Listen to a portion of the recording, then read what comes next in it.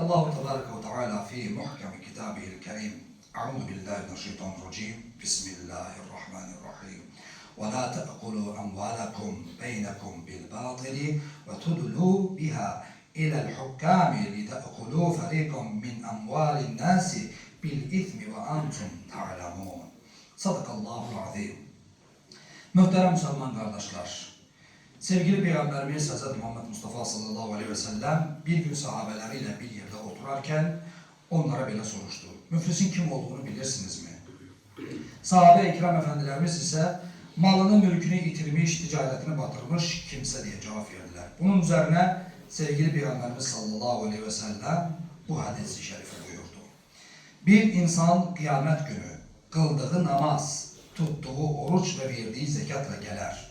Lakin dünyadayken birine söymüş, başkasına iftira atmış, birinin malını yemiş, diğerinin kanını tökmüş, bir başkasını ise dövmüştür. Pozduğu bu hakların karşılığı olarak onun yaxşılıkları alınır ve hak sahiplerine iade ediler, verilir. Eğer hesap tamamlanmadan evvel onun yaxşılıkları tükense, bu sefer zulmettiği insanların günahlarından alınarak onun üzerine yüklenir ve sonra cehenneme sürüklenir.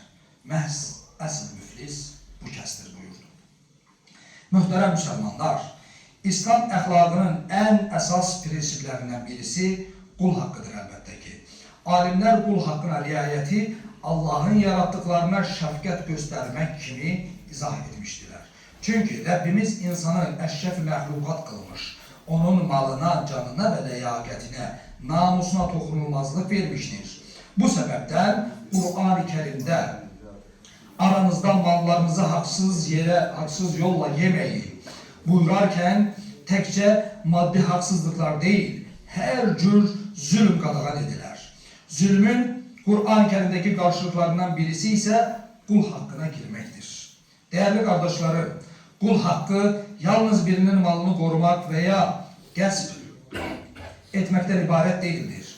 Bir insanın ləyaqətini alçaltmak, onun arkasınca danışmak, aldatmak, borcunu sebepsiz yere geciktirmek, işçinin hakkını vermeden yormak, devlet malını israf etmek, sosyal medyada veya real hayatta kiminse nüfuzunu yani şənini, şöhrətini zedelemekle kul hakkına girer.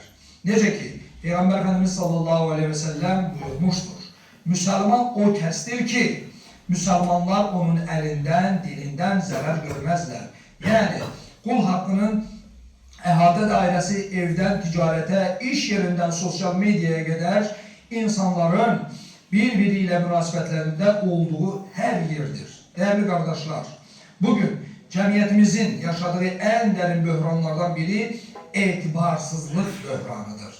İnsanların birbirine güvenmediği, alışverişte şüphenin arttığı, emanet anlayışının zayıfladığı bir hayat formalaşır. Bu etibar etkisinin esas sebebi doğruluğun ve adaletin zayıflaması, kul hakkının yüngül yani heçe sayılmasıdır. Mesela internette məhsul satarken qüsuru gizletmek, kirada haddinden artık artış etmekle kiracını çetin vəziyyətə salmak, kirayı ödemeyerek ev sahibini mağdur etmek gibi, iş yerinde işçinin emeğini görmezden gelmek, görüşe təyin edilmiş vaxtda yetmemek, bunların her biri dünyada hem de ahirette ağır məsuliyyət doğurar.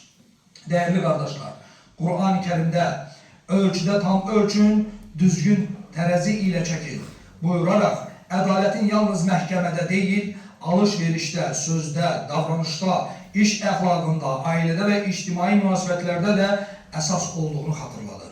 Buna göre de kul hakkından korunmağın yolu adaleti hayatın merkezine alarak onun her sahnesine tətbiq etmektir. Qəzəblənəndə adalet, kazançda dürüstlük, münasibətlerde ölçü, sosyal medyada məsuliyyət, borç meselesinde diqqət. Bunların hamısı kul hakkından çekilmeyin tələbləridir. Əziz kardeşlerim, hak sahipleriyle halallaşmak bugün edilecek en büyük temizlenme ve doğru iştir. Dünyada halallaşmak ahirette hesabı yüngül olacağına delalet eder. Ala inna asal kelam ve